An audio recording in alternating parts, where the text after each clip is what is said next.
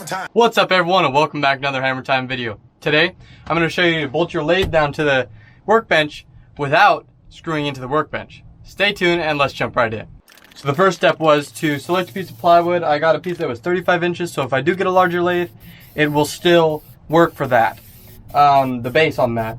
And then I sanded it, just hand sanded it, and then I sprayed it with a couple coats of spray lacquer just so the chips and stuff don't get all stuck on it. It's a lot easier to clean up once it's been finished.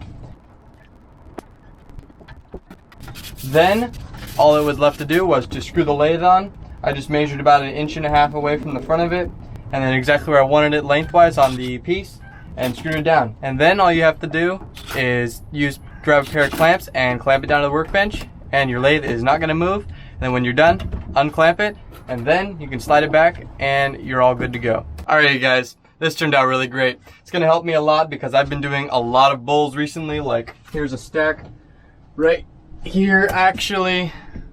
There's just some blanks on the top, and then there's some more there. A lot of blanks.